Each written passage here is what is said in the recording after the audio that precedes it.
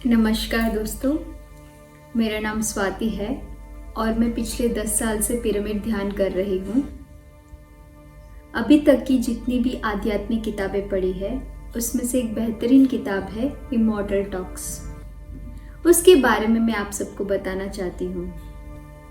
तो आइए दोस्तों, इस किताब के बारे में जानते हैं। ये जो किताब है इमॉर्टल टॉक्स पार्ट 1, जिसको लिखा है शून्य जी ने। इस किताब में हनुमान जी हमें बहुत सारी आध्यात्मिक सच्चाइयों के बारे में अवगत करा रहे हैं। इस किताब का जो पहला चैप्टर है, जिसका नाम है ऑल्टरनेट मदर्स, उसके बारे में जानते हैं। दोस्तों, इस किताब में एक गांव है जिसका नाम है महतंग समुदाय, महतंग कम्युनिटी। महतंग कम्युनिटी में इसका एक मुखिया है जिनका नाम है बाबा। तो बाबा सभी महतंग समुदाय के लोगों को दिशा देते हैं, मदद करते हैं, सपोर्ट करते हैं। ये जो महतंग कम्युनिटी है दोस्तों, एक ऐसा पवित्र समुदाय है जिसको हनुमान जी खुद 41 साल के बाद आते हैं और लोगों के साथ रह के उनको आध्यात्मिक सच्चाइयों के बारे में बताते हैं। ये जो महतंग समुदाय हनुमान जी के साथ जो बातचीत करते हैं, इन्हीं बातचीतों को बोला जाता है इमॉर्टल टॉक्स। तो दोस्तों, ये जो पहला चैप्टर है, इसमें क्या होता है कि 2 माएँ होती हैं, सुचेता और विचेता, और एक छोटा सा बच्चा होता है जिसका नाम है चित्ता। इन 2 माँओं को ऐसा लगता है कि चित्ता उनका खुद का बेटा है। सभी गांव में लोग परेशान हो जाते हैं कि एक बच्चे की 2 माएँ कैसे हो सकती हैं। दोनों माँओं को सभी लोगों ने सलाह दिया कि आप बाबा के पास जाइए, शायद वो आपको अच्छी दिशा दे पाएंगे। सुचेता और विचेता दोनों बाबा के पास आते हैं और बताते हैं कि ये जो चित्ता है ये हमारा बेटा है। बाबा खुद परेशान हो जाते हैं कि ऐसी कैसी समस्या है कि एक बच्चे की 2 माँ कैसे हो सकती है। तो बाबा बोलते हैं कि आइए हम ऊपर पहाड़ी पे बैठ के बात करते हैं, यहाँ पे बातचीत करना थोड़ा सा मुश्किल लग रहा है। जैसे ही पहाड़ी पे पहुँचते हैं तो बाबा देखते हैं कि हनुमान जी वहाँ पे हैं।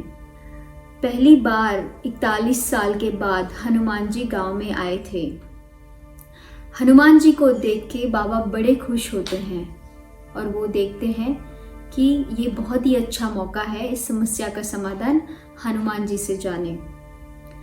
जैसे ही बाबा बोलते हैं कि हनुमान जी, आपको देख के बड़ी खुशी हो रही है, आप बहुत ही सही समय पे आए हैं। ये 2 माएँ हैं, सुचेता और विचेता, और ये छोटा सा बच्चा है चित्ता। सुचेता और विचेता को लगते हैं कि यही उनका बेटा है, पर हमें नहीं पता कि असली माँ कौन है। हनुमान जी, आप ही हमें मदद करिए इस समस्या का समाधान करने के लिए। तो हनुमान जी बोलते हैं, बाबा आप उस बच्चे को ही क्यों नहीं पूछते हो। तो हनुमान जी की बात सुन के बाबा बोलते हैं, वो छोटा सा बच्चा क्या बताएगा, अभी तो वो 2-3 साल का है, उसको तो कुछ भी नहीं पता होगा कि उसकी असली माँ कौन है। तो हनुमान जी हंस के बोलते हैं कि बाबा, उसके शरीर को क्यों देखते हो, उसकी आत्मा को देखो, उसकी आत्मा को सब कुछ पता है। इस बात को सुन के बाबा कोशिश करते हैं, कुछ सवाल पूछना शुरू करते हैं कि बेटा आप बताओ कि आपकी ये 2 माँ कैसे हो सकती है, आपकी असली माँ कौन है, विस्तार से बताइए बेटा। ऐसा बाबा छोटे बच्चे को पूछते हैं। जैसे ही बाबा पूछते हैं, चित्ता जो है वो बताने लगता है कि मैं पिछले जन्म में एक साधु का वेश में था। एक ऐसा साधु था जो एक गांव में चले जा रहा था, उसको बहुत प्यास लग रही थी। जब मैं साधु था तब मैं अपने पिछले जन्म में इस तरीके से मेरी कुछ घटनाएं हुई। मुझे प्यास लग रही थी और मैं एक गांव में चले जा रहा था, पर मुझे कोई दूर दूर से घर नहीं दिख रहा था। अंत में एक घर दिखा जहाँ पे मैं पहुँचा तो देखा कि एक छोटा सा बच्चा खेल रहा है। घर में जाके देखा तो एक बहुत गरीब महिला पलंग पे सो रही है, काफ़ी बीमार दिख रही थी। इतना दयनीय गरीब स्थिति देख के मुझे लगा कि शायद यहाँ पानी भी नहीं होगा, और नहीं था वहाँ पानी पीने का। फिर भी उनका दुख देखकर मुझे सहन नहीं हुआ और मैं वहाँ से चला गया बिना पानी पिए। मुझे बहुत ज़ोरों से पानी की प्यास लग रही थी। रास्ते में चलते चलते फिर से मैंने एक घर देखा जो बहुत अच्छा दिख रहा था। सोचा कि शायद वहाँ पानी मिल जाए। वहाँ जाके देखा तो वही छोटा बच्चा बड़ी खुशी से खेल रहा था। जब घर में जाके देखा, जो महिला थोड़ी देर पहले गरीब और बीमार दिख रही थी, वही महिला काफ़ी स्वस्थ, खुश और अच्छी तरीके से घर में काम करती दिखी। साथ में उस महिला का पति उसको मदद भी कर रहा था। ऐसा दृश्य देख के मेरे मन में सवाल आया कि एक ही परिवार थोड़ी देर पहले गरीब की स्थिति का था, अब वही परिवार अच्छा समृद्ध परिवार की स्थिति में है।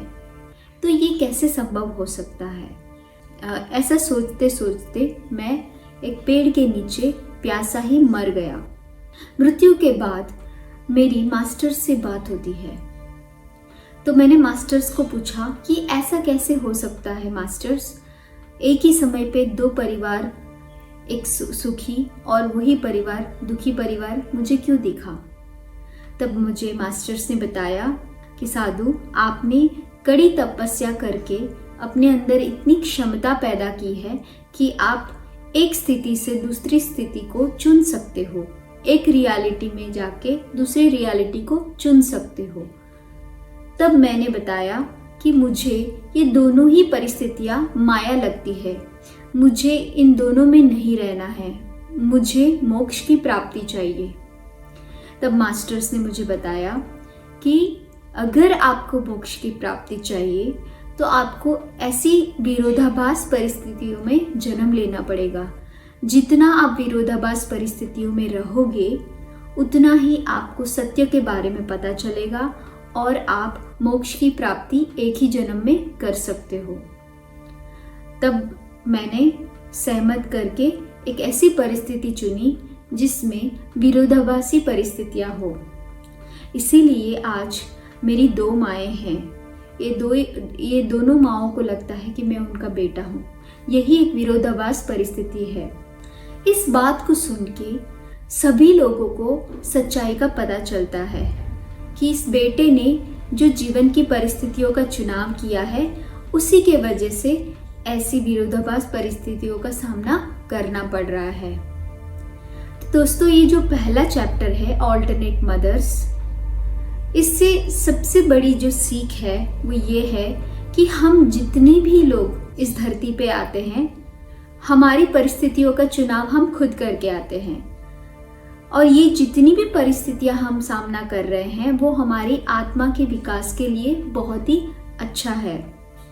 इसलिए दोस्तों, हमें कभी भी हमारे जीवन की परिस्थितियों को सवाल नहीं करना चाहिए, उनको अपनाना चाहिए, क्योंकि ये हमने खुद चुना है। तो दोस्तों, ये था हमारा पहला चैप्टर जो हमें सिखाता है कि हम हमारी परिस्थितियों का निर्माण खुद करते हैं, जिससे हम आत्मा के स्तर पे विकास कर सके। दोस्तों, अब हम दूसरे चैप्टर के बारे में जानेंगे जिसका नाम है मरमेड्स। इस चैप्टर में मास्टर्स उर्वा को स्पिरिचुअल ट्रेनिंग देना चाहते हैं सपनों के द्वारा। तो एक बार क्या होता है कि उर्वा रात को सोता है और गहरी नींद में उसको एक सपना आता है। उर्वा देखता है अपने आप को कि एक नदी के बीच में पत्थर के ऊपर बैठा हुआ। उर्वा सोचता है कि कब मैं उस किनारे पे पहुंचूं। उसी दौरान उर्वा देखता है कि पानी में एक सुंदर सी जलपरी है। जलपरी को देखकर उर्वा मोहित हो जाता है। जलपरी पास में आके उर्वा को पूछती है कि क्या आप मुझे मदद करेंगे उस किनारे पे पहुंचाने में। उर्वा तुरंत ही हाँ बोलता है कि आइए, मैं आपको मदद करता हूँ। उर्वा जब जलपरी को मदद करने की कोशिश करता है तब उर्वा खुद पानी में गिर जाता है। जब उर्वा पानी में गिर जाता है तो जलपरी बहुत गुस्सा करती है कि जब आप मुझे मदद नहीं कर सकते थे तो आपने हाँ क्यों बोला। मैंने पता नहीं कितने सालों से इंतज़ार कर रही थी कि मैं समुंदर के ऊपर आऊं, जिससे मैं किसी की मदद की वजह से उस किनारे पहुंच पाऊं और मैं एक इंसान बन पाऊं। अब आपकी वजह से मैंने इतना कीमती मौका खराब कर दिया। आपको पता नहीं है कि समुंदर में जीना कितना मुश्किल है। हर पल एक खतरा रहता है कि कोई बड़ी मछली आकर हमें खा जाएगी और जीवन हमेशा नीचे के स्तर पे ही जाएगा। अब मुझे कोई उम्मीद नहीं दिखती आपसे और कोई मदद मांगने की। जैसे उर्वा समुंदर के अंदर जाता है वो खुद एक जलपरा बन जाता है और सच में जैसे उस जलपरी ने बताया, जीवन बहुत खतरनाक था। हर पल मरने का डर था और वो कोई उम्मीद नहीं थी कि ऊपर जाके वो इंसान बन सके। ऐसा सपना देखकर रात को उर्वा डर जाता है और सुबह वो बाबा के पास जाता है कि बाबा, मुझे ये सपना क्यों आया, इसका क्या मतलब है। तब बाबा उर्वा को बोलते हैं कि उर्वा, आप उस मछली को हाँ क्यों बोला, आपने उस जलपरी को हाँ क्यों बोला। तब उर्वा बोलता है कि मैं उसको मदद कर सकता था। तब बाबा ने बोला कि आप मोहित हो गए और आपने उसको मदद करने की कोशिश करी पर आप खुद पानी में गिर गए। आपको जो रात को सपना आया है तो मास्टर्स आपको वही सिखाना चाहते हैं कि जैसे आप जलपरी के साथ इमोशनली अटैच्ड हो गए थे और आप पानी में गिर गए थे, उसी तरह आपके जीवन में भी कुछ ऐसे लोग होंगे जिनके साथ आप इमोशनली अटैच्ड हो और आप उनके बुरे कर्मों में फंसने की पूरी संभावना है। जैसे ही आप उनके बुरे कर्मों के साथ हिस्सा बन जाओगे, आप आध्यात्मिक रास्ते पे चल नहीं सकते। तो उर्वा, इसीलिए आपको बहुत जागरूक रहना है कि कौन वो लोग हैं जो आपके अंदर अलग अलग इमोशंस को उजागर करते हैं। तो वैसे तो 9 प्रकार के इमोशंस हैं जिनसे आपको बचना है। कुछ लोग आपके अंदर जॉय पैदा करते हैं, खुशी पैदा करते हैं। इसका मतलब है कि इनके साथ भी आप इमोशनली अटैच्ड हो क्योंकि आप उनसे खुशी की उम्मीद करते हो। कुछ लोग आपके अंदर डर का भाव पैदा करते हैं। इसका मतलब है कि आप उनसे भी अटैच्ड हो। कुछ लोगों के ऊपर आप बहुत विश्वास करते हो, तो इनके साथ भी आप इमोशनली अटैच्ड हो। कुछ लोग आपको बहुत ही उदास कर देते हैं, तो इनसे भी आप इमोशनली अटैच्ड हो। कुछ लोगों के ऊपर आपको बहुत गुस्सा आता है, तो इनके साथ भी आप इमोशनली अटैच्ड हो। कुछ लोगों के प्रति आपके अंदर बहुत अपेक्षा होती है, एक्सपेक्टेशंस होती हैं, तो इनसे भी आप इमोशनली अटैच्ड हो। कुछ लोगों को देखकर आपके अंदर दया की भावना आती है, तो उनके साथ भी आप इमोशनली अटैच्ड हो। कुछ लोगों को देख के आपके मन में घृणा का भाव आता है, बहुत ही घृणा, तो आप उनके साथ भी इमोशनली अटैच्ड हो। और कुछ लोग आपके अंदर आश्चर्य पैदा करते हैं, तो उनके साथ भी आप इमोशनली अटैच्ड हो। तो इस तरीके से 9 इमोशंस हैं जो आप दूसरे अलग अलग लोगों के साथ जुड़े हो, तो वो सारे लोग हैं जो आपके जीवन में जलपरी का काम करते हैं। तो जीवन में जब भी उर्वा आप एक समुदाय के मुखिया बनने वाले हो, आपको बहुत बड़े बड़े निर्णय करने पड़ेंगे। तो कठिन परिस्थितियों में आपके अंदर इतनी जागरूकता होनी चाहिए कि इसमें से कौन है जो जलपरी का काम कर रहे हैं, आपको इमोशनली अटैच्ड फील करवा रहे हैं, और तुरंत उनसे दूर हट जाओ, क्योंकि आप जितना ही उनके पास जाएंगे आप उनके बुरे कर्मों का हिस्सा बनेंगे। तो दोस्तों, ये जो हमने दूसरा चैप्टर देखा, उर्वा ने सपने के द्वारा सीखा कि हमारे जीवन में कौन है जलपरियां जिनसे हमें दूर रहना है और हमें इमोशनली अटैच्ड नहीं होना है अगर हम आध्यात्मिक रास्ते पे चल रहे हैं। दोस्तों आइए अब हम तीसरे चैप्टर के बारे में जानेंगे, जिसका नाम है डिस्क्राइबिंग द अनडिस्क्राइबेबल। इसका मतलब है कि जिसका वर्णन करना मुश्किल है उसका वर्णन करना। जैसे दोस्तों मैंने आपको पहले ही बताया था कि उर्वा जो है उसकी होने वाली पत्नी है उर्मी। उर्मी एक युवान लड़की है और एक दिन गांव में अपनी दोस्तों के साथ जंगल में लकड़ियां लेने चल रही थी। जंगल में जैसे ही पहुंची, थोड़ी ही देर में उर्वा जमीन पे गिर गई और तड़पने लगी। उर्मी की सहेलियां जो थी वो देख के डर गई। उन्होंने सोचा कि उर्मी को बचपन से एक ये रोग है, या तो कुछ बुरी आत्माएं उर्मी को परेशान कर रही हैं, या तो कुछ तो चक्कर है। उर्मी की स्थिति को देख के हनुमान जी के जो 2 एंजल्स हैं वो काफी मदद करने की कोशिश करते हैं, पर उनकी बस की नहीं होती। तो दोनों हनुमान जी के जो एंजल्स हैं वो हनुमान जी के पास जाके बोलते हैं कि हनुमान जी, उर्मी खतरे में है, आपको आना पड़ेगा और मदद करना पड़ेगा। हनुमान जी उर्मी के पास जाते हैं और मदद करते हैं। जब उर्मी हनुमान जी को देखती है तब उर्मी पूछती है, हनुमान जी मुझे ये रोग क्यों है? आप ऐसा क्यों नहीं करते कि मैं इस रोग से छुटकारा पा लूं? तब हनुमान जी बोलते हैं कि उर्मी, क्या आप अपने हाथ को काट सकते हो?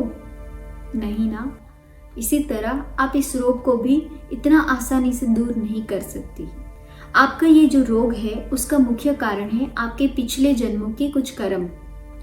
जब तक आप अपने आप को नहीं जानोगे, अपने कर्मों को नहीं जानोगे, उससे मुक्त नहीं होगे, तब तक आप इस रोग से दूर नहीं हो सकते। तब उर्मी पूछती है कि मुझे कैसे पता चलेगा कि मैंने पिछले जन्म में क्या किया? तब हनुमान जी उर्मी को बोलते हैं कि उर्मी, आप अभी एक गांव में उर्मी के किरदार में हो। पिछले जन्म में आप किसी और जगह पे किसी और किरदार में थे। जब आप पिछले जन्मों के कुछ कर्मों को और अपनी इच्छाओं को लेकर वापस आते हो, अगर उसमें कुछ सही तरीके से कर्म आपको बैलेंस करना हो तो ये रोगों के रूप में आपके सामने आएंगे और आपको कुछ सिखाने की कोशिश कर रहे हैं। तो आपको पहले ये समझना होगा कि आप यह शरीर नहीं हो, आप यह मन नहीं हो, आप एक शून्य हो, आप एक आत्मा हो। जब आप अपने आप को आत्मा के रूप में देखना शुरू करोगे तो आपको पूरी चीज़ समझ में आएगी कि आप कौन थे, आपने क्या कर्म किए थे और ये रोग आपको क्यों हो रहा है। तब उर्मी बोलती है कि हनुमान जी, आप जैसा बोलोगे मैं वैसा करने के लिए तैयार हूँ, बस मुझे इस रोग से छुटकारा पाना है और मुझे स्वस्थ रहने की इच्छा है। तब हनुमान जी बोलते हैं कि बस आपको शून्य में रहना है उर्मी, मैं आपको पूरा मदद करूँगा। तो इस तरीके से दोस्तों तीसरे चैप्टर में हनुमान जी उर्मी को बचाते हैं और याद दिलाते हैं कि आपको जो आपको रोग हुआ है उसका मूल कारण आपके पिछले जन्मों के कर्म हैं। तो जो तीसरा चैप्टर है दोस्तों, उससे हमें ये सीखने की ज़रूरत है कि हमारे लाइफ में भी जो भी रोगों का सामना हम करते हैं तो कहीं ना कहीं हमारे पिछले जन्मों के बुरे कर्म हैं। इस बात का सत्य हमें पता चलता है इस चैप्टर से। दोस्तों अब हम चौथे चैप्टर के बारे में जानेंगे, जिसका नाम है स्ट्रिंग्स ऑफ टाइम। जैसे हनुमान जी ने बताया था उर्मी को कि आपके पिछले जन्म के कर्म हैं जिसके वजह से आपको ये रोग हुआ है। अब हनुमान जी उर्मी को उसके पिछले जन्म में लेके जाते हैं। उर्मी अपने आप को देखती है कि वो एक गांव में एक साधारण सी महिला है जिसका नाम है चंद्रा। चंद्रा का एक छोटा सा बेटा होता है 10-12 साल का और एक पति होता है। चंद्रा जिस गांव में है उस गांव में बहुत सारे बंदर गांव वालों को परेशान कर रहे हैं। गांव वाले उन बंदरों के ऊपर बहुत ज्यादा गुस्सा हैं और वो उन बंदरों को मारना चाहते हैं। सारे बंदर डर के मारे चंद्रा के छत पे आ गए। उसी वक्त चंद्रा का जो छोटा बेटा है वो छत पे खेल रहा था।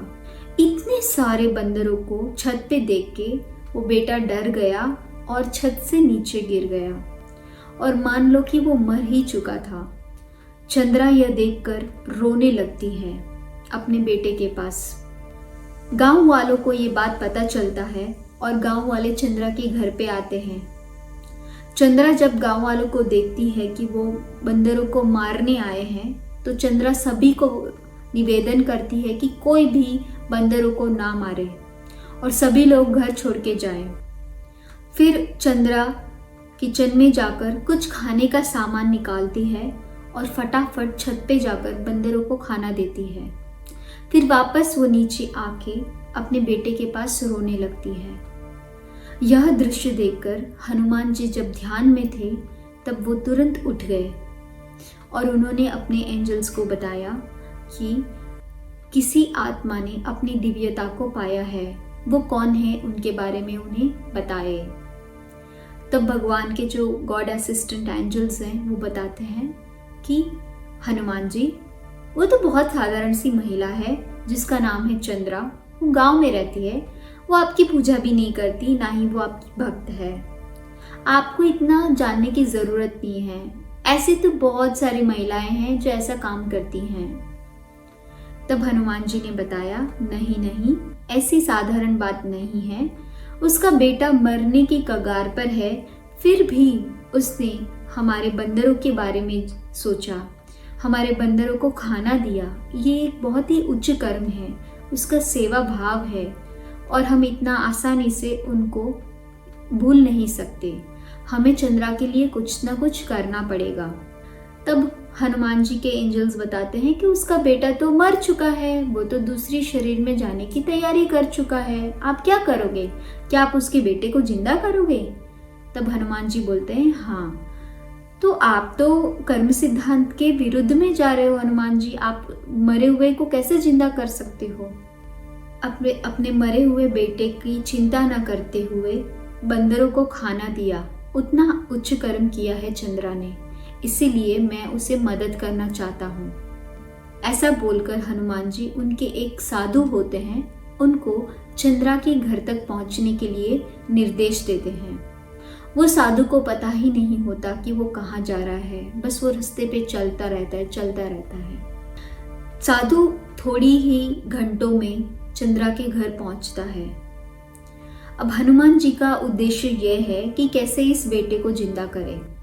हनुमान जी चेक करते हैं कि चंद्रा की जो आत्मा है वो किस स्तर पे है। तब उनके असिस्टेंट गॉड्स बताते हैं कि चंद्रा की जो सोल है उसके यूनिट 13 हैं, 13 नंबर के यूनिट हैं। इसका मतलब है कि पूरी पृथ्वी पे जितनी भी आत्माएं होती है उसमें से सर्वोच्च आत्मा के जो सोल यूनिट्स होते हैं वो 14 होते हैं। बस एक ही कम यूनिट होता है, चंद्रा के 13 यूनिट्स होते हैं। तब हनुमान जी बोलते हैं, देखिए मैं सच था, मुझे पता था कि चंद्रा एक उच्च आत्मा है। तब उनके असिस्टेंट गॉड्स भी मान लेते हैं कि हाँ जी, चंद्रा एक उच्च आत्मा है, हमें जरूर मदद करनी चाहिए। अब क्या है कि एक आत्मा को जीने के लिए कम से कम 7 यूनिट्स का रहना बहुत ज़रूरी है। तब हनुमान जी चंद्रा की आत्मा से 7 यूनिट्स निकालकर एक नई आत्मा का चंद्रा के बेटे के शरीर में प्रवेश करते हैं। अब चंद्रा के पास 7 यूनिट कम हो गए, तो वो 7 यूनिट जो कम हो गए उसको उस साधु के आत्मा से लेकर चंद्रा के शरीर में डालते हैं। तो इस तरह क्या होता है दोस्तों कि चंद्रा के शरीर में एक ऐसी आत्मा होती है जो अधूरी होती है। चंद्रा का जो असली आत्मा है उसके 2 टुकड़े हो गए, उसमें से 7 यूनिट उसके बेटे के शरीर में चले गए और 7 यूनिट वो साधु के आत्मा से लेती है। एक ही शरीर में 2 अलग अलग आत्माओं के यूनिट्स होने के वजह से चंद्रा जैसे पागल की तरह हो जाती है जिंदगी भर। तो इसीलिए दोस्तों उर्मी को जो रोग है कि वो तड़पती रहती है, उसका मुख्य कारण है कि पिछले जन्म में उसके शरीर में जो आत्मा थी उसके 2 टुकड़े हो गए थे और एक टुकड़ा उसके बेटे के पास रह गया था 7 यूनिट्स वाला। जब तक उसकी आत्मा के पूरे यूनिट्स उसके शरीर में नहीं आते तब तक ये चंद्रा का रोग जा नहीं सकता। तो अब हनुमान जी सोचते हैं कि कैसे उसके बेटे का जो सोल यूनिट से चंद्रा के शरीर में वापस आए। ये जो चंद्रा है अब उर्मी का जन्म ले चुकी है। हनुमान जी देखते हैं कि चंद्रा का जो पिछले जन्म का बेटा है वो किसी शहर में कंपनी में काम कर रहा है, उर्मी अभी गांव में है। दोनों का शारीरिक रूप से मुलाकात होना असंभव है। तब हनुमान जी एस्ट्रल वर्ल्ड में उर्मी और उर्मी का बेटा का मुलाकात करवाते हैं और जो उर्मी के बेटे के अंदर जो सोल यूनिट्स है उसको ट्रांसफर करके उर्मी के शरीर में डाल देते हैं। इस तरीके से पूरा सोल यूनिट ट्रांसफर करते हैं हनुमान जी एस्ट्रली। उर्मी जब सुबह उठती है तो उसको लगता है कि उसने कोई डरावना सपना देखा। तो दोस्तों, इस चैप्टर में हमने ये सीखा कि एक जो आत्मा होती है वो किस तरीके से उच्च आत्मा हो सकती है, कि जो खुद के बारे में ना सोच के बंदरों के बारे में सोचा। तो चंद्रा इतना पवित्र काम करा, इसीलिए हनुमान जी बहुत ही प्रसन्न हुए और चंद्रा को मदद करने के लिए पूरी कोशिश करी और उनके बेटे को जिंदा किया। तो ये होता है दोस्तों सेवा का महत्व। जब हम निस्वार्थ रूप से सेवा करते हैं तब हमें मास्टर्स मदद करने के लिए हमेशा तैयार रहते हैं। ये इस बात का सबूत है दोस्तों। तो इस चैप्टर से हमने यही सीखा कि कैसे निस्वार्थ भाव से सेवा करना है और मास्टर्स हमें पूरी मदद करने के लिए हमारे पास रहेंगे। दोस्तों, अब हम 5th चैप्टर के बारे में जानेंगे जिसका नाम है डिफीटिंग द डेथ। इसका मतलब है मृत्यु को भी मार देना। अभी तक हमने ये देखा कि उर्मी के रोगों का मूल कारण जानने के लिए हनुमान जी ने उर्मी को उसके पिछले जन्म में लेके गए और उर्मी को पता चला कि क्या हुआ था पिछले जन्म में। और जैसे ही हनुमान जी ने सोल यूनिट्स ट्रांसफर कर दिए एस्ट्रली, उर्मी का रोग दूर हो गया। हनुमान जी की उर्मी के प्रति जो प्रेम है उसको देख के एक दिन भगवान यम हनुमान जी के पास आते हैं और बोलते हैं कि आप तो बड़े मदद करते हो उर्मी की। उर्मी के कर्म ही ऐसे हैं कि थोड़ी ही देर में उर्मी की मृत्यु होने वाली है। हनुमान, अब क्या कर लोगे तुम? तब हनुमान बोलते हैं, अच्छा ऐसा है क्या, उर्मी की मृत्यु होने वाली है क्या? ऐसा करके हनुमान जी हंसते हैं। थोड़ी ही देर में हनुमान जी तुरंत उर्मी के पास पहुंचते हैं और बोलते हैं कि उर्मी, आपके पास समय बहुत कम है। मैं आपको जैसा बोलता हूँ आप वैसे ही करिए, आपको बहुत ज़रूरी चीज़ें सीखने की ज़रूरत है। तब उर्मी बोलते हैं, हनुमान जी आप जैसा बोलोगे मैं वैसा ही करूँगी। हनुमान जी उर्मी को बोलते हैं कि आपको अपने आप को शून्य में रखना है, अपने आप को सिर्फ शून्य के रूप में देखना है, भूल जाना है अपनी आइडेंटिटी को। अपनी आइडेंटिटी को भूलने का मतलब है उर्मी, आपको ये भूलना है कि आप एक लड़की हो, आप इस महतंग कम्युनिटी में आपको जन्म हुआ है, आप एक बेटी हो, आप उर्वा की होने वाली पत्नी हो। आपके संबंधित जितनी भी जानकारियां हैं आपके किरदार के बारे में, वो सब कुछ आपको भूलना पड़ेगा और सिर्फ आपको भगवान राम को याद करना है और भगवान राम में लीन होना है। अपनी आत्मा को भगवान राम में लीन होते हुए देखना है। बस उर्वा को और सभी चीज़ों को आपको भूल जाना है। तब उर्मी बोलती है कि हाँ जी हनुमान जी, आप जैसा बोलोगे मैं वैसा करूँगी। जैसे ही हनुमान जी राम का नाम चैंटिंग करते हैं, उर्मी पूरी लीन हो जाती है, अपने आप को पूरा भूल जाती है कि वो कौन है, कहाँ पर है। सिर्फ और सिर्फ अपने आप को शून्य के रूप में, आत्मा के रूप में देखती है दोस्तों। जैसे ही उर्मी अपने आप को भूल जाती है, वैसे ही हनुमान जी उर्मी की आत्मा को एक बूढ़े आदमी के शरीर में प्रवेश करते हैं जिसका नाम है राम नारायण। वो बूढ़ा व्यक्ति मरने ही वाला होता है, उसको मृत्यु का जो दर्द है उसका एहसास होने लगता है। ऐसे शरीर में उर्मी की आत्मा को हनुमान जी प्रवेश करवाते हैं और राम नारायण जो है उसकी आत्मा को उर्मी के शरीर में प्रवेश करवाते हैं। अब क्या होता है कि उर्मी अपने दोस्तों के साथ चल के पेड़ के नीचे जैसे ही गुजरती है तब वो पेड़ नीचे नहीं गिरता। यह देखकर भगवान यम को बहुत ज़्यादा गुस्सा आता है और वो हनुमान जी पे गुस्सा होके बोलते हैं कि आप हर बार उर्मी को क्यों बचाते हो, उसको तो मरना था, आप कर्म सिद्धांत के विरुद्ध काम कर रहे हो हनुमान। तब हनुमान जी बोलते हैं नहीं, मैंने ऐसा कुछ नहीं किया, आप क्या चाहते थे। तब यम बोलते हैं मैं चाहता था कि उर्मी को मृत्यु का अनुभव हो। तब हनुमान जी ने बोला अभी उर्मी मृत्यु का अनुभव कर रही है राम नारायण के शरीर में, आप तो यही चाहते हो ना कि उर्मी को मृत्यु का अनुभव हो। हाँ, मैं यही चाहता हूँ। तब फिर आप उर्मी के शरीर को मारने की क्यों कोशिश कर रहे हो। उर्मी की आत्मा ऑलरेडी राम नारायण के शरीर में मृत्यु का अनुभव कर रही है। फिर यम को समझ में नहीं आता है। फिर हनुमान जी बोलते हैं कि देखो, उर्मी एक बहुत उच्च आत्मा है और ये महतंग कम्युनिटी के उद्धार के लिए बहुत सारे अच्छे कर्म करने वाली है, इसीलिए उसके शरीर का स्वस्थ होना, अच्छा होना ज़रूरी है। उसकी आत्मा को जो अनुभव चाहिए वो ऑलरेडी वो अनुभव कर रही है, उसके लिए उसको मरने की ज़रूरत नहीं है, उसके शरीर को खराब होने की ज़रूरत नहीं है। तब हनुमान जी की बातों को सुन के यम समझ जाते हैं।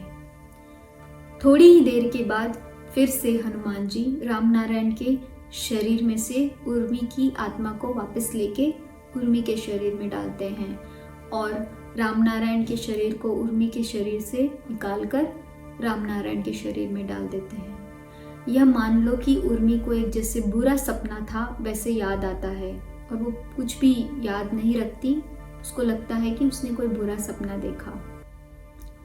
तो इस तरीके से दोस्तों उर्मी की मृत्यु होने वाली थी कर्मों के प्रकार पे, फिर भी उर्मी के अंदर जो अच्छा जीवन, अच्छा कर्म करने की जो इच्छा है, उसके वजह से हनुमान जी ने उसको मदद किया और वो इसीलिए हो पाया दोस्तों क्योंकि उर्मी अपने आप को आत्मा के रूप में देख पाई, अपने शरीर को, अपने मन को और अपनी जो आइडेंटिटी है वो उसको भूल पाई। इतना पावर होता है शून्य में रहने का, आत्मा के स्वरूप में रहने का। तो ये जो 5th चैप्टर है डिफीटिंग द डेथ, इससे दोस्तों हमें यही सीखना है कि जब भी हम अपने आप को शून्य में देखते हैं तो बहुत सारे मास्टर्स हमें मदद कर सकते हैं और हम अपने जीवन को एक सुंदर रूप दे सकते हैं।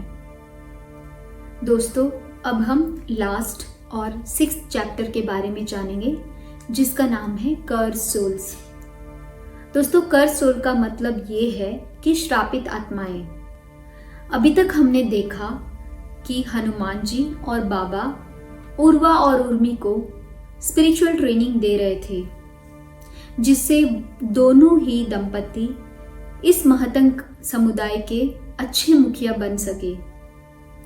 इस चैप्टर में उर्वा और उर्मी की शादी हो रही है तो बाबा बहुत परेशान हैं क्योंकि उनको पता है कि जब भी दो उच्च आत्माएं शादी करती है तो इस ब्रह्मांड में श्रापित आत्माएं उसमें बाधा डालती है। इसीलिए बाबा सभी लोगों को पहले से सूचित करते हैं कि जो भी सुबह सुबह शादी की रिचुअल्स होती हैं उसमें किसी को आने की ज़रूरत नहीं है और सबको मना कर देते हैं। बाबा देखते हैं कि उस घर के पास उर्वा के चाचा बहुत तेजी से चलते आते हैं। उर्वा देख के बोलता है कि ये तो मेरे चाचा हैं, वो तो आराम से बैठ सकते हैं, कोई दिक्कत नहीं है। तब बाबा बोलते हैं उर्वा आपको कुछ भी पता नहीं है, आप चुप रहिए, वो आपके चाचा नहीं हैं। तब उर्वा को समझ में नहीं आता है कि बाबा क्या बोल रहे हैं। फिर जो उर्वा का जो चाचा है वो और नज़दीक आने की कोशिश करते हैं। तब बाबा गुस्से में आकर कुछ ऐसी बातें या प्रक्रिया करते हैं जिससे उर्वा के चाचा के अंदर जो श्रापित आत्माएं थी वो काले और लाल रंग में बाहर आती हैं और इसको देख के उर्वा एकदम दंग रह जाता है। फिर उर्वा को समझ में नहीं आता कि ये श्रापित आत्माएं होती क्या हैं और क्यों वो आती हैं। शादी के बाद काफ़ी कंफ्यूज होकर उर्वा सवाल पूछते हैं हनुमान जी को कि हनुमान जी, ये कर्स सोल्स होती क्या हैं, उनका मकसद क्या है। तब हनुमान जी ने बोला कि इस ब्रह्मांड में कर्स सोल्स एक्सट्रीम पॉजिटिव इमोशंस और एक्सट्रीम नेगेटिव इमोशंस के रूप में स्थापित होती हैं। तो जब भी आपके अंदर बहुत ही एक्सट्रीम इमोशंस होते हैं, इसका मतलब है कि हमारा शरीर और मन कर्स सोल्स के प्रभाव में है, श्रापित आत्माओं के प्रभाव में है। तो कहने का मतलब दोस्तों कि जब भी श्रापित आत्माएं हमारे शरीर और मन पे प्रभाव डालती हैं, हमारे अंदर बहुत गहरे इमोशंस पैदा होते हैं, या तो पॉजिटिव या तो नेगेटिव। तो ये जो पॉजिटिव इमोशंस होती हैं दोस्तों, सकारात्मक भाव, उसको बोलते हैं सुराज।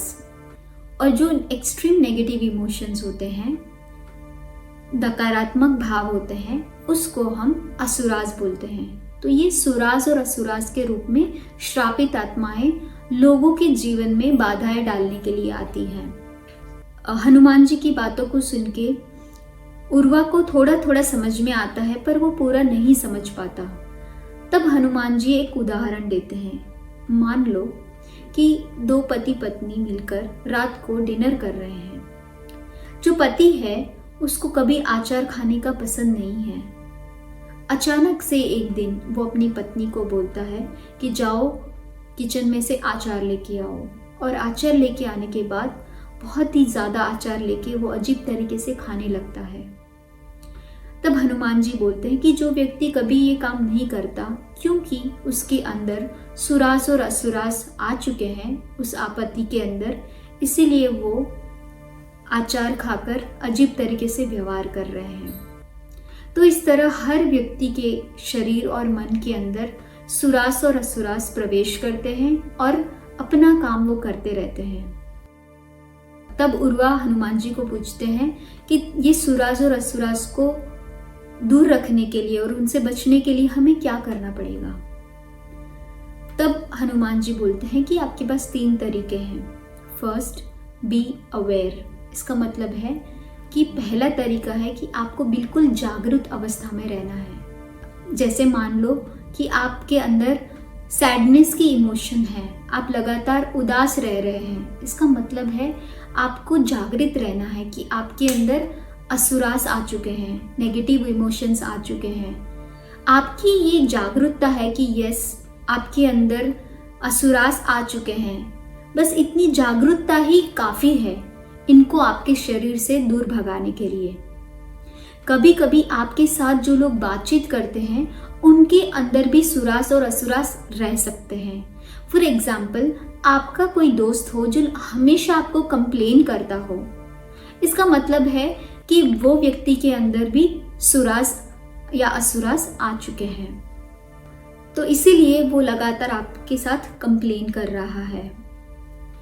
तो इस तरह से आप जागरूक रहते हो कि क्या आपके अंदर तो कोई सुरा नहीं है, या आपके जो दोस्त हैं, आपके कलीग्स हैं या आपके परिवार के सदस्य हैं, उनके अंदर तो सुरास असुरास नहीं है। ये जागरूकता मात्र ही आपको सुरास और असुरास से दूर रहने में मदद करेंगे। यहाँ पे आश्चर्यजनक बात यह है दोस्तों कि सिर्फ नेगेटिव इमोशंस नहीं, कभी कभी पॉजिटिव इमोशंस के रूप में भी सुरास आते हैं और काम करते हैं।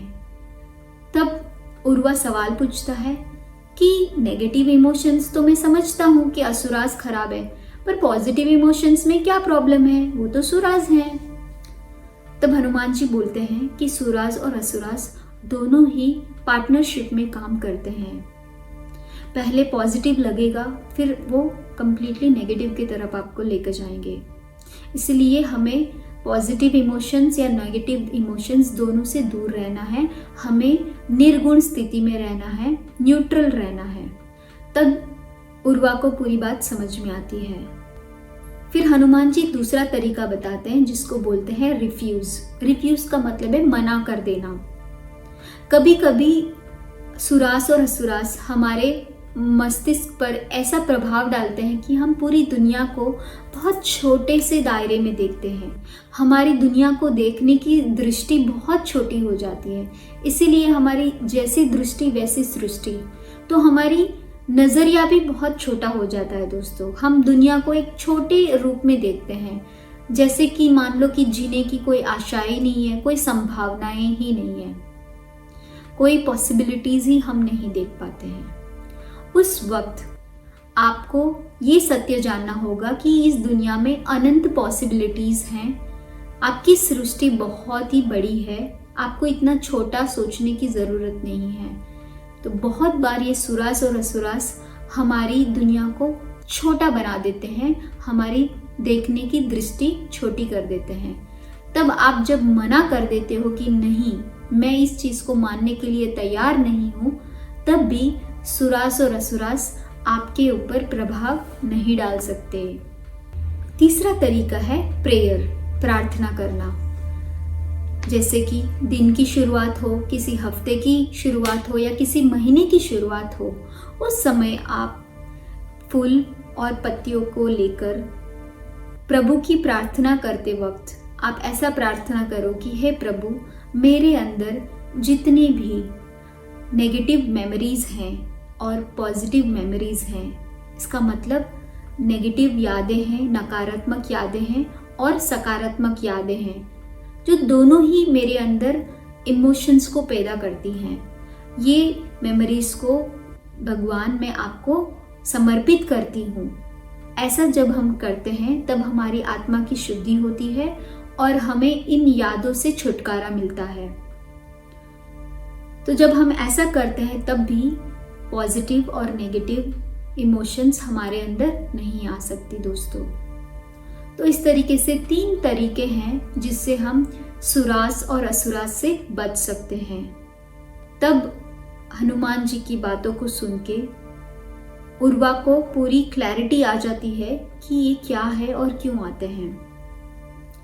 अंत में हनुमान जी सभी को याद दिलाते हैं कि हम जितने भी इस धरती पे लोग हैं, हम सबको मोक्ष की प्राप्ति करना है। जितना हम मोक्ष की प्राप्ति को लेट करेंगे, उतना ही संभावना है कि हम भी सुरास या असुरास के रूप में बन जाएंगे। और हनुमान जी ये भी बताते हैं कि उनके शब्द आपके पास पहुंच रहे हैं तो आप सभी लोग भाग्यशाली हैं। अगर हनुमान जी की बातों को अगर हम पालन करेंगे तो जीवन में बहुत आसानी से हम मोक्ष की प्राप्ति कर सकते हैं। आप सबके सामने मैं इमॉर्टल टॉक्स पार्ट 1 की मुख्य बातों को बताना चाहूंगी। इमॉर्टल टॉक्स पार्ट 1 से हम क्या सीखते हैं? दोस्तों, सबसे पहला जो चैप्टर है ऑल्टरनेट मदर्स, इसमें हमने सीखा कि कैसे जो साधु है वो अपनी खुद की रियलिटी चुन के आता है, क्योंकि उसका मकसद है कि एक ही लाइफ टाइम में वो मोक्ष की प्राप्ति करना चाहता है। इसीलिए वो ऐसे जीवन की परिस्थितियों को चुन के आया है जिससे वो मोक्ष की प्राप्ति कर सकता है। तो पहले चैप्टर से दोस्तों हम ये सीखते हैं कि हम सभी जो लोग हैं वो एक सोल हैं और हम ऐसे रियलिटीज़ को चुन के आते हैं जो हमें आत्मा के स्तर पे आगे बढ़ने में मदद करते हैं। तो इस बात को हमें याद रखना है और जब भी जीवन में आप निराश हो जाओ तब बस इतना ही याद रखना है कि इन परिस्थितियों का चुनाव हमने खुद किया है। दोस्तों दूसरा चैप्टर है मर्मेड्स। इस चैप्टर से हमने ये सीखा कि कैसे उर्वा को रात को सपना आता है और जल परी को मदद करते वक्त वो खुद पानी में गिर जाता है। तो इस चैप्टर से हम ये सीख रहे हैं कि हमारी लाइफ में भी कुछ ऐसे लोग होते हैं जिनके साथ हम इमोशनली अटैच्ड हैं। वो 9 इमोशंस हैं जो हमें लोगों के साथ इमोशनली अटैच करती हैं और उनके बुरे कर्मों के साथ हमें भी हिस्सा बनाती हैं। जैसे ही हम लोगों के साथ इमोशनली अटैच्ड होते हैं, उनके बुरे कर्मों का हिस्सा बनते हैं, हम आध्यात्मिक प्रगति नहीं कर सकते हैं। इसीलिए हमें दूसरे चैप्टर से ये सीखना है कि हमारी लाइफ में ऐसे कौन लोग हैं जो जलपरी का काम कर रहे हैं। उनसे हमें डिटैच होना है। ये हमने दूसरे चैप्टर में सीखा। दोस्तों, जो थर्ड चैप्टर है जिसका नाम है डिस्क्राइबिंग द अनडिस्क्राइबेबल, इसमें हमने देखा कि कैसे हनुमान जी उर्मी को मदद करते हैं और बताते हैं कि उर्मी, आपका जो रोग है उसका मुख्य कारण है आपके पिछले जन्म के कर्म। तीसरे चैप्टर में हनुमान जी उर्मी को बताते हैं कि आपको शून्य में रहना है, आपको अपने आप को आत्मा के रूप में देखना है।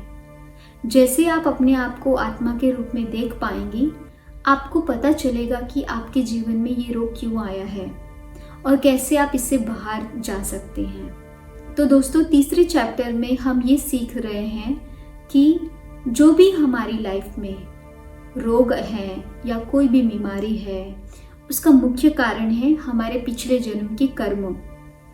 जैसे ही हम उन कर्मों से सीख लेते हैं, हम बीमारी से दूर हो सकते हैं। दोस्तों, अब हम चौथे चैप्टर के बारे में जानेंगे जिसका नाम है स्ट्रिंग्स ऑफ टाइम।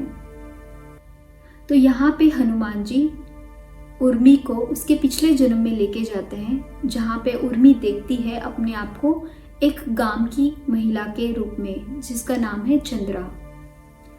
चंद्रा का जो सेवा भाव है, अपना बेटा जो मरा हुआ है उसको छोड़कर चंद्रा जब बंदरों को खाना देती है, उस बात से भगवान हनुमान प्रसन्न होते हैं उसके सेवा भाव से, और चंद्रा के बेटे को जिंदा करने के लिए मदद करते हैं।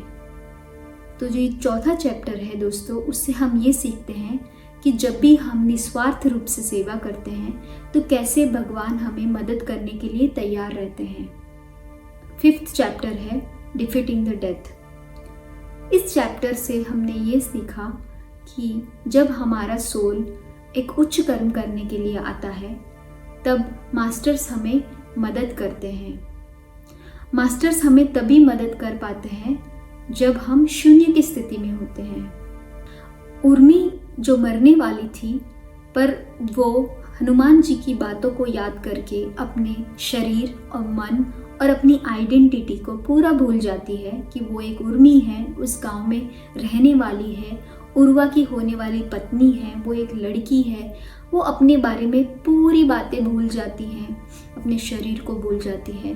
तो जब उर्मी ऐसा कर पाती है और सिर्फ अपने आप को शून्य के रूप में देखती है, भगवान राम के अंदर विलीन हो जाती है आत्मा के रूप में, तब हनुमान जी उसके शरीर में किसी बूढ़े आदमी की आत्मा को प्रवेश करती है और हनुमान जी उर्मी की आत्मा को बूढ़े आदमी के अंदर प्रवेश करते हैं, जिससे क्या होता है कि उर्मी राम नारायण जो बूढ़ा आदमी मरने वाला होता है उसके शरीर में जाकर मृत्यु का अनुभव कर पाती है और इस तरह वो मृत्यु को भी मात दे पाती है। सो दोस्तों, जो पांचवा चैप्टर है डिफीटिंग द डेथ, इससे हमने ये सीखा कि जब भी हम शून्य की स्थिति में रहते हैं तो मास्टर्स हमें मदद कर सकते हैं। लास्ट में दोस्तों, जो छठा चैप्टर है कर्स सोल्स, उससे हमने ये देखा कि कैसे उर्वा और उर्मी की शादी होते वक्त जो बुरी आत्माएं हैं, श्रापित आत्माएं हैं, कैसे बाधा डाल रही हैं।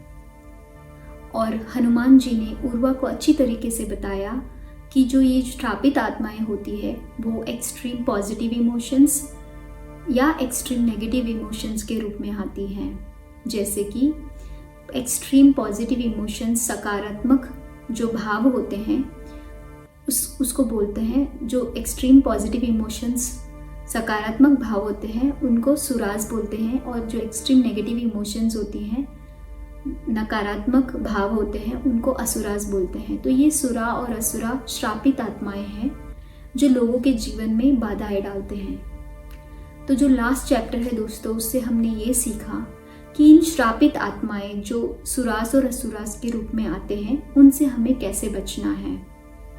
तो दोस्तों, इमॉर्टल टॉक्स पार्ट 1 में मुख्य बातें तो यही है ना कि हमें शून्य में रहना है, हमें भावनाओं में नहीं बहना है और हमें अपने आप को आत्मा के रूप में देखना है। निस्वार्थ भाव में हमें सेवा करना है।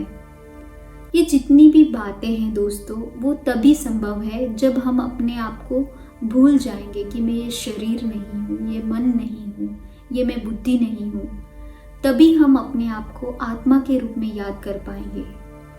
और दोस्तों, एक बहुत ही आसान तरीका है जो हमें अपने आत्मा के रूप में जाने में मदद करेगा, जिसको बोलते हैं आनापानसति ध्यान। जब भी हम श्वासों के साथ एक हो जाते हैं, आनापानसति ध्यान करते हैं, तब हम अपनी आत्मा के पास आ जाते हैं और हम आसानी से भूल सकते हैं कि मैं ये शरीर नहीं हूँ, मैं ये मन नहीं हूँ और मैं ये बुद्धि भी नहीं हूँ, और सीधा हम अपनी आत्मा से जुड़ सकते हैं। तो ये आनापानसति ध्यान दोस्तों कैसे करते हैं? जैसे आप मुझे देख पा रहे हैं, दोनों हाथों की उंगलियों को ऐसे फंसा के, पैरों को क्रॉस करके, दोनों आंखों को बंद करके सिर्फ और सिर्फ मेरी आती जाती श्वासों को महसूस करना है।